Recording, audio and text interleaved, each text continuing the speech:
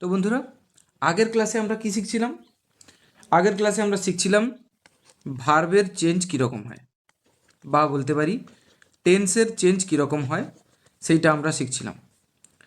Verb বা টেন্সের যে চেঞ্জ হবে, ভার্ব বা টেন্সের যে চেঞ্জ হবে, এটা কার চেঞ্জ হবে? ভার্ব বা টেন্সের যখন চেঞ্জ হবে, ভার্ব বা টেন্সের যখন চেঞ্জ হচ্ছে, তখন অ্যাকচুয়ালি সেটা রিপোর্টেড স্পিচের চেঞ্জ হচ্ছে। ভার্ব বা টেন্স রিপোর্টেড স্পিচ কোনটা? ডবল ইনভার্টেড করার মধ্যে যেটা থাকবে সেইটা হচ্ছে রিপোর্টেড স্পিচ। কোন নারেশনে? না, অবশ্যই সেটা ডাইরেক্ট নারেশন। তাহলে ডাইরেক্ট থেকে ইনডাইরেক্ট আমরা শিখছি কিভাবে করা যায়, এবং সেখানে রিপোর্টেড স্পিচকে কিভাবে পাল্টানো যায়, মানে রিপোর্টেড স্পিচের টেন্সকে কিভাবে পাল্টানো হয়, এটা আমরা শিখছিলাম আগের ভিডিওতে। তো 6 নম্বর পর্যন্ত হয়েছিল। আজকের ভিডিওতে হবে 7 নম্বর রুল। 7 নম্বর রুল কি? আগের ভিডিওতে ছিল পাস্ট কন্টিনিউয়াস পর্যন্ত। তাহলে এবারে রিপোর্টেড স্পিচের মধ্যে যদি পাস্ট পারফেক্ট টেন্স থাকে, কোন টেন্স? Past perfect. তাহলে পাস্ট পারফেক্ট টেন্স হলে ডাইরেক্টে, ইনডাইরেক্ট ক্ষেত্রে আমরা কি করব না, সেটা কিন্তু একই থাকবে। অর্থাৎ পাস্ট পারফেক্ট টেন্স থাকলে কোনো চেঞ্জ হবে না, পাস্ট পারফেক্ট টেন্সই থাকবে। এখন আমরা দেখে নেব পাস্ট পারফেক্ট টেন্সের স্ট্রাকচার কি।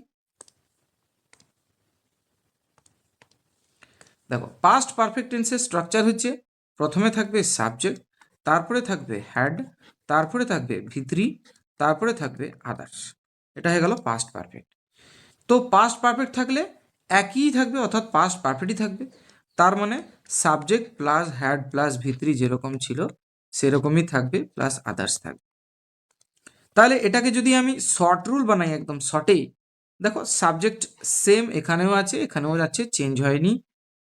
আদার্স এখানে চেঞ্জ হয়নি, আদার্স এখানেও চেঞ্জ হয়নি, হ্যাডও চেঞ্জ হয়নি, ভিতরিও চেঞ্জ হয়নি, এখানে সব একই আছে। তাহলে আমি যদি সংক্ষেপে এটাকে মনে রাখতে চাই যে হ্যাড ভিতরি আছে, হ্যাড ভিতরি মানে পাস্ট পারফেক্ট হয়েছে, তার মানে কোনো কিছু চেঞ্জ হবে না, হ্যাড ভিতরিই থাকবে, কিচ্ছু মনে রাখতে হবে না, কোনো কিছুই চেঞ্জ হবে না। তাহলে শর্টে যদি মনে রাখি যে পাস্ট পারফেক্টের গঠনটা কি, তাহলে সেটা মনে রাখতে পারি হ্যাড প্লাস ভিতরি। আচ্ছা, এখানে বলে দিই, শুধু হ্যাড যদি তুমি শর্ট রুল তৈরি করো তাহলে কিন্তু ভুল হয়ে যাবে। শুধু হ্যাড যদি সেন্টেন্সে থাকে তার মানে সেটা হয়ে যাচ্ছে মেন ভার্ব। আর মেন ভার্ব হিসেবে যদি হ্যাড থাকে তার মানে হ্যাড আছে কিসে? না, ভার্বের 2 নম্বরে। ভার্বের 2 নম্বরে আছে মানে, ভার্বের 2 নম্বরে আছে মানে এটা কি টেন্স হচ্ছে জানো? তখন কিন্তু পাস্ট পারফেক্ট থাকছে না, পাস্ট ইনডিফিনাইট হয়ে যাচ্ছে। পাস্ট ইনডিফিনাইট টেন্স থাকলে আমরা জানি, আগের ভিডিওতে শিখেছি, পাস্ট ইনডিফিনাইট থাকলে কি করতে হয়? পাস্ট পারফেক্টে করতে হয়। কিসে করতে হয়? পাস্ট পারফেক্টে করতে হয়। পাস্ট ইনডিফিনাইট থাকলে কিসে করতে হয়? পাস্ট ইনডিফিনাইট থাকলে পাস্ট পারফেক্টে করতে হয়।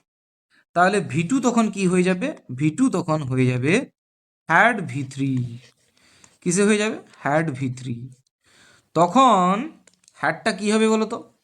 তখন হ্যাড থাকলে দেখো, হেল্পিং ভার্ব হিসেবে হ্যাড বসছে, তারপরে 3 নম্বর, অর্থাৎ মূল ভার্ব যাই থাকবে তার 3 নম্বর হবে। তার মানে শুধু যদি হ্যাড থাকে তখন কিন্তু কি থাকবে না, পাস্ট পারফেক্ট হবে। পাস্ট পারফেক্টের গঠনে প্রথমে কি আছে? হ্যাড আছে, তারপরে মূল ভার্বের 3 নম্বর। মূল ভার্ব কি? মূল ভার্ব এখানে হ্যাড। হ্যাডের 3 নম্বর কি? হ্যাডের 3 নম্বর হ্যাড। তাহলে এখানে মূল ভার্বের এটা যেহেতু ভি2, তার 3 নম্বর হলো এটা ভি3, এবং এবং পাস্ট পারফেক্ট হিসেবে তার আগে হ্যাড হেল্পিং ভার্ব হিসেবে বসছে, হেল্পিং ভার্ব। তাহলে প্রথমটা যেটা আছে,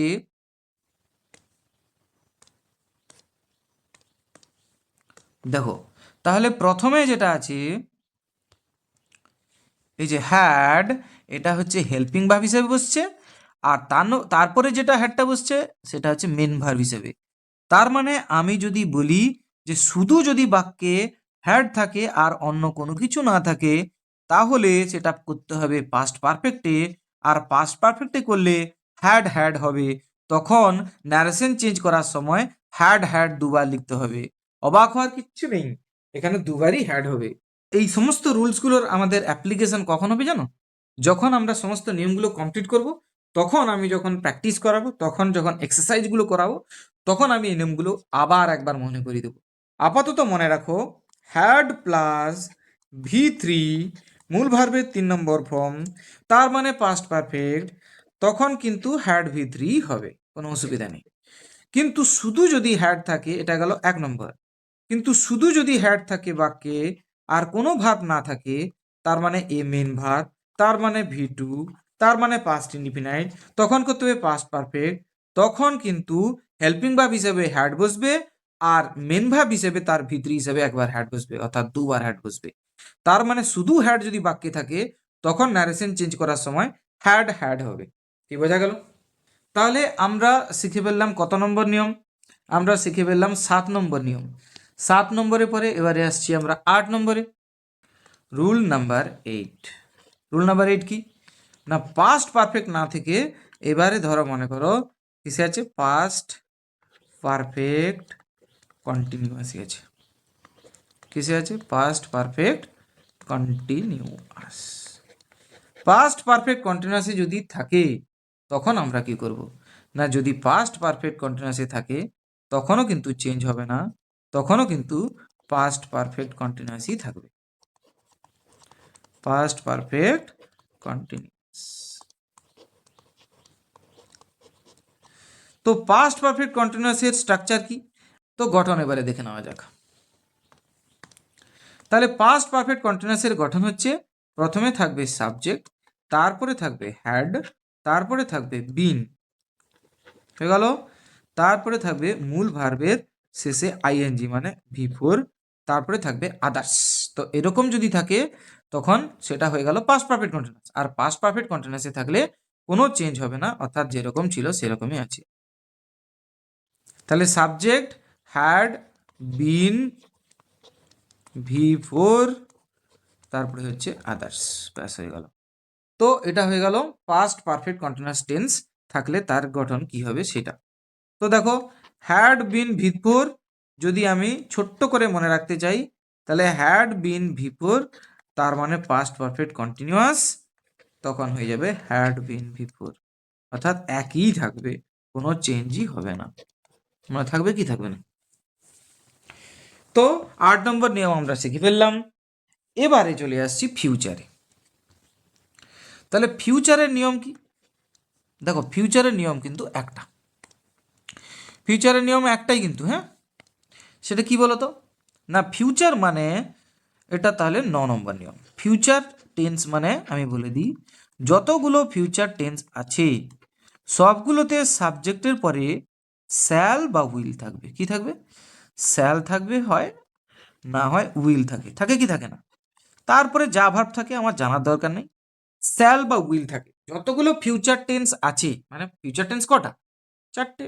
future indefinite, future continuous, future perfect, future perfect continuous. সবগুলোতে সাবজেক্টের পরে কি আছে না, শ্যাল উইল আছে। তো তোমাদের মনে রাখতে হবে এই শ্যাল উইল যে জিনিসটা আছে খালি সেইটারই পরিবর্তন হবে। তো শ্যাল থাকলে কি হতে পারে না, শুড হতে পারে অথবা উড হতে পারে, যে কোনো একটা হতে পারে। আবার উইল থাকলে, উইল থাকলেও কিন্তু শুড বা উডের মধ্যে যে কোনো একটা। তাহলে শ্যাল থাকলে শুড হতে পারে, উডও হতে পারে, আবার উইল থাকলে শুডও হতে পারে, উড হতে পারে। তো ফিউচারের ক্ষেত্রে তাহলে আমরা কি মনে রাখছি না, ফিউচারের ক্ষেত্রে একটাই জিনিস মনে রাখবো, সেটা হচ্ছে শ্যাল উইল থাকবে ফিউচারে। আর শ্যাল উইল থাকা মানে আমরা হয় শুড করব না হয় উড করব। তাহলে শ্যাল থাকা মানে কি করব, হয় শুড না হলে উড। আবার উইল থাকলে কি করব, হয় শুড না হয় উড। তো কিভাবে হবে সেটা কিন্তু আমরা যখন ন্যারেশন চেঞ্জ শিখবো এই সমস্ত রুলগুলোর অ্যাপ্লিকেশন হবে। তো এখন আপাতত জেনে নাও যে কোন ক্ষেত্রে কোনটা বসছে, সেইগুলোই আমরা জাস্ট জেনে রাখছি রুলগুলো। তো এখন রুল নাম্বার 10-এ চলে আসি। রুল নাম্বার, তাহলে ফিউচারের ক্ষেত্রে একটাই নিয়ম, সেটা হচ্ছে শ্যাল উইল মনে রাখতে হবে, শ্যাল উইল থাকবে। আর শ্যাল উইল থাকলে আমাদের করতে হবে শুড বা উড। এবারে আমরা যেটা শিখবো সেটা হচ্ছে মোডাল। মোডালের নিয়মগুলো দেখো, মোডালের মধ্যে শ্যাল উইলও পড়ে, কিন্তু শ্যাল উইলের মোটামুটি আলাদা করে আমরা দফা রফা সেরে নিলাম। এবারে বাদ বাকি যে মোডালগুলো আছে সেগুলোর ক্ষেত্রে আমরা একটা নিয়ম তৈরি করে নেব। সবগুলোতে, সবগুলো মিলে মোডালের সবগুলো মিলে একটা নিয়ম তৈরি করে নেব। মোডালগুলোর উদাহরণ কি এবারে দেখে নেব। ধরো প্রথম মোডাল হচ্ছে ক্যান, শ্যাল উইল তো আছে, শ্যাল উইল তো দেখে নিয়েছি আমরা। 2 নম্বর মোডাল হচ্ছে কুড। 3 নম্বর মোডাল হচ্ছে মে। 4 নম্বর মোডাল হলো মাইট। 5 নম্বর মোডাল হচ্ছে মাস্ট। এগুলো সব আমরা মোডাল দেখছি। তো মোডালের এক্সাম্পল 6 নম্বর উদাহরণ হচ্ছে মোডালের, সেটা কি শুড।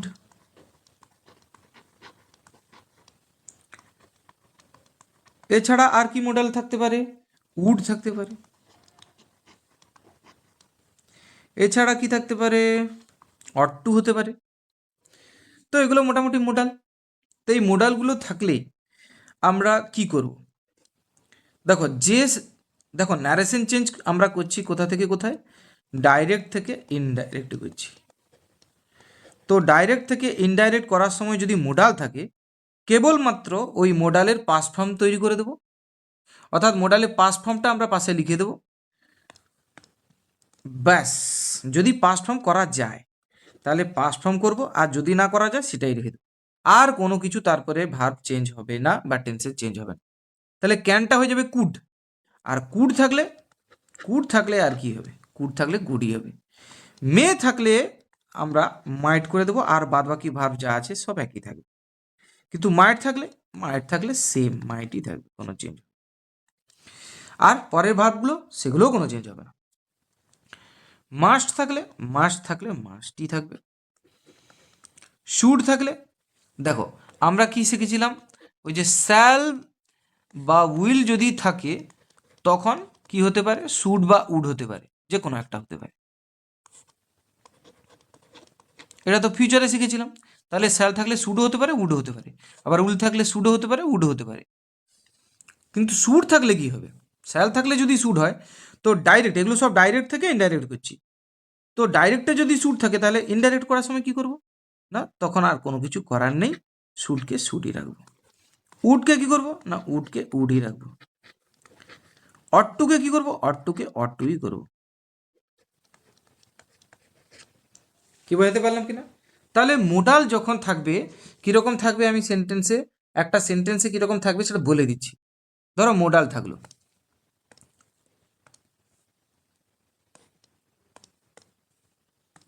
এবারে মোডাল যদি থাকে তখন সেন্টেন্সের স্ট্রাকচারটা কীরকম হবে? Subject plus modal. এই যে can, could, may, might, must এগুলোর মধ্যে একটা থাকবে, মোডাল থাকবে। তারপরে ভার্বের 1 নম্বর থাকবে। মোডালের পরে সব সময় ভার্বের 1 নম্বর থাকবে, তারপরে আদার্স এরকম থাকতে পারে।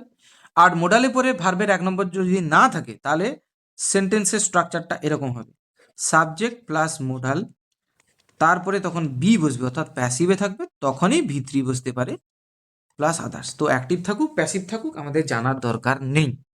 আমরা যেটা করব সেটা কি না, সাবজেক্ট যেরকম আছে সাবজেক্ট রাখবো, মোডাল যেটা আছে তার পাস্ট ফর্মে, অর্থাৎ ক্যান যদি থাকে, ধরো মোডাল হিসেবে এখানে ক্যান আছে, তখন ক্যানটাকে খালি করে দেবো কুড, COULD, কুড করে দেবো। ব্যাস, তারপরে V1 যা আছে তা, অর্থাৎ V1 আদার্সকে আদার্স, ফুল স্টপ। এখানেও সেই একই রকম হবে, সাবজেক্ট যেরকম আছে সাবজেক্ট, ধরো মোডাল আছে এখানে ক্যানই আছে, তাহলে ক্যানটাকে আমরা করে দেবো কুড, তারপরে তারপরে V3 যেরকম আছে পুরো সেরকম থাকবে, কোনো কিছু চেঞ্জ হবে না। তাহলে মোডালের যদি যেরকম মোডাল থাকবে সেই অনুযায়ী মোডালের পাস্ট ফর্ম যদি করা গেল তাহলে করলাম, যেরকম এখানে ক্যান থেকে কি করা গেল? কুড করা গেল, করেছি। কিন্তু এখানে ক্যান না থেকে মনে করো কুড আছে, তখন কি করব না, তখনও সেই কুডই হবে। এই যে লেখা আছে 2 নম্বর নিয়ম, ক্যান থাকলে কুড হচ্ছে, কুড থাকলে কিন্তু ক্যান থাকলে কুড হচ্ছে, আবার কুড থাকলেও কিন্তু কুড হচ্ছে। মনে থাকবে মে থাকলে মাইট হবে, কিন্তু মাইট থাকলে সেটাও মাইট, মাস থাকলে মাস, সুড থাকলে সুড, উড থাকলে উড, অট্টু থাকলে অট। এগুলো হচ্ছে সব মোডালের নিয়ম। Modal complete. পরে লাস্ট আর একটা রুল, টেন্সের চেঞ্জের আর একটা শেষ রুল বলতে পারো, সেইটা জেনে নেব। ব্যাস, দিলে আমাদের মোটামুটি টেন্স চেঞ্জ কিভাবে হবে সেটা মোটামুটি কমপ্লিট হয়ে যাবে জানা। তাহলে রুল নাম্বার 11। রুল নাম্বার 11 কি?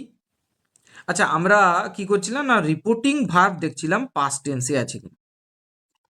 এতক্ষণ তো এটা দেখেছিলাম, রিপোর্টিং ভার্ব যদি পাস্ট টেন্সে থাকে তখনই টেন্সের চেঞ্জ হচ্ছে। এই সমস্ত 11টা, এই যে 10টা রুল আমরা শিখেছি, তো এই সমস্ত রুলগুলো তখনই কাজ করবে।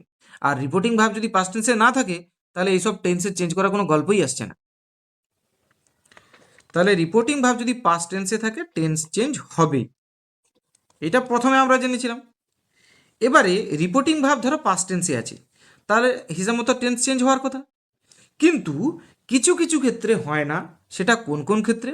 না, রুল নাম্বার 1, সেটা হলো রিপোর্টেড স্পিচ মানে ডবল ইনভার্টেড কমার মধ্যে থাকা কথাটা, সেই কথাটা যদি কাকে বোঝায়? না, চিরন্তন সত্যকে।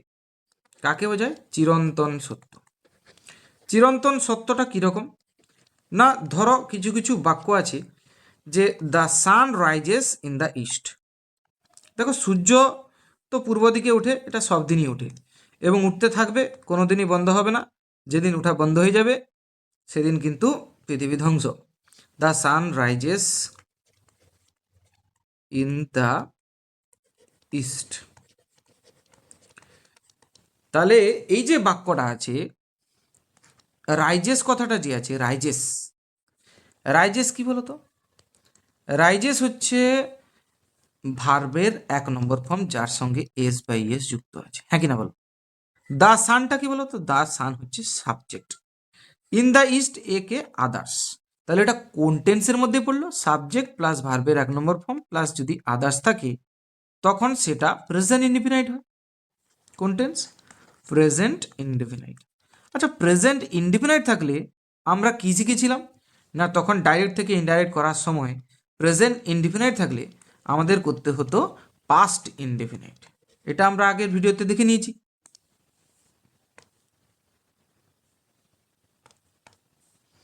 তাহলে দেখো, এখানে এস প্লাস V1 প্লাস ভার্বের শেষে এস বাই এস যোগ আছে, আদার্স আছে, মানে প্রেজেন্ট ইনডিফিনাইট হয়ে গেল। তার মানে এটা পাস্ট ইনডিফিনাইট হওয়ার কথা। সাবজেক্ট প্লাস V2 প্লাস আদার্সে হওয়ার কথা। সংক্ষেপে যে নিয়মটা শিখেছিলাম তার মানে V1 থাকলে V2 হওয়ার কথা, এটাই তো নিয়ম ছিল। কিন্তু যেহেতু the sun rises in the east এই কথাটা চিরন্তন সত্যকে বোঝাচ্ছে, অর্থাৎ সূর্য পূর্ব দিকে ওঠে, এটা একটা চিরন্তন সত্য, অর্থাৎ সব দিনই উঠতে থাকবে, তখন কিন্তু সব কিছু টেন্স মানলেও, অর্থাৎ রিপোর্টিং ভার্ব পাস্ট টেন্সে থাকলেও নিয়ম অনুযায়ী যেখানে প্রেজেন্ট ইনডিফিনাইটটা তখন পাস্ট ইনডিফিনাইটটা হবেই, এখানে কিন্তু সেটা হবে না। চিরন্তন সত্য থাকলে যে টেন্স আছে ওটাই থাকবে, অর্থাৎ এর কোনো টেন্সের পরিবর্তন হবে না। তাহলে আমি লিখে রাখতে পারি যে চিরন্তন সত্য যদি বোঝায় তাহলে সমস্ত রুল মেনে চললেও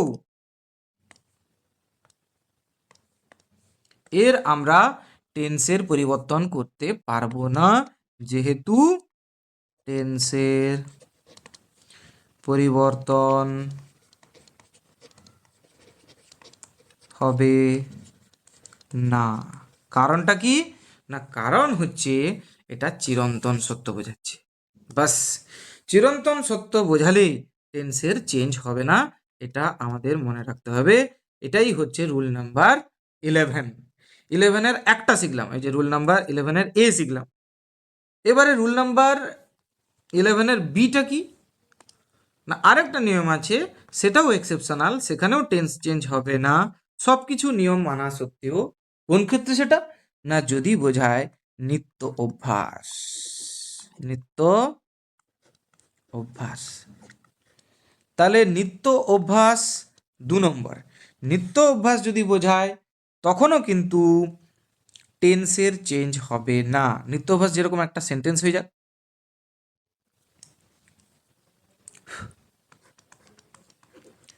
হি টেক্স বাথ এভরি ডে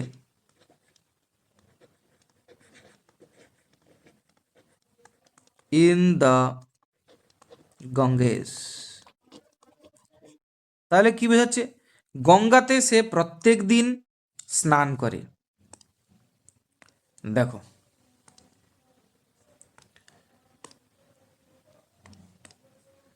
তাহলে হি এখানে সাবজেক্ট, টেক্স হচ্ছে ভার্বের 1 নম্বর ফর্ম যার সঙ্গে এস বাই এস যুক্ত আছে, বাদ বাকি আমি সবটাকে ধরে নিলাম আদার্স।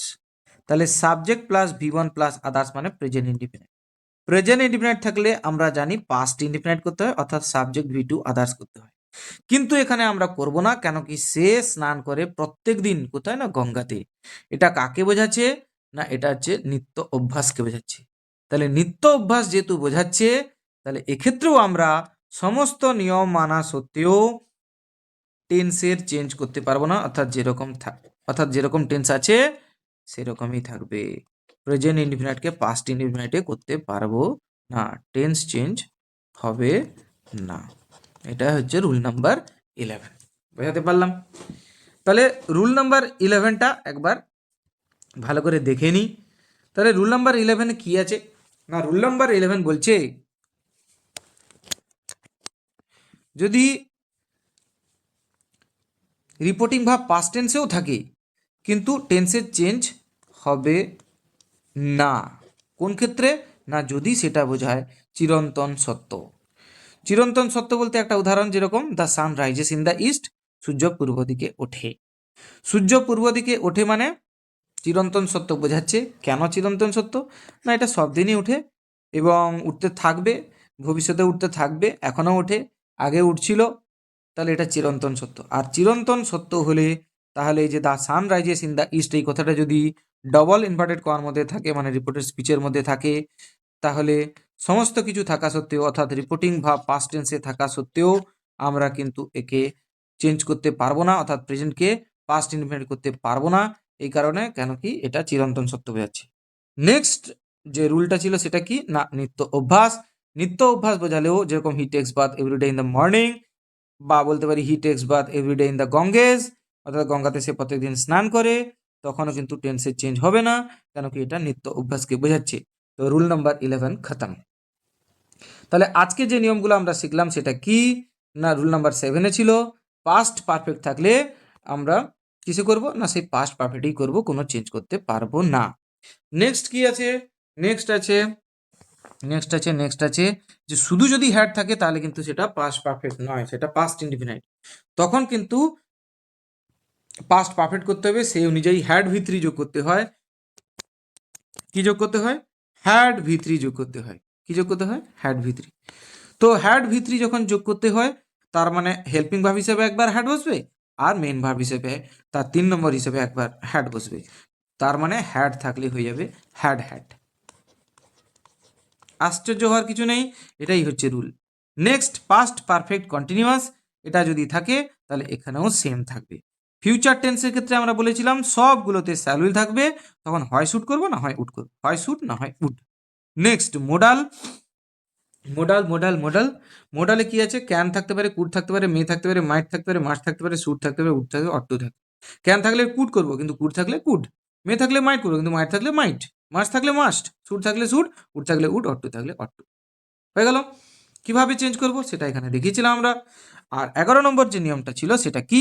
11 নম্বর নিয়ম হচ্ছে পাস্ট টেন্সে রিপোর্টিং ভার্ব থাকা সত্ত্বেও, আমরা জানি রিপোর্টিং ভার্ব যদি পাস্ট টেন্সে থাকে তখন কিন্তু টেন্সের চেঞ্জ হয়, এটা সাধারণ নিয়ম।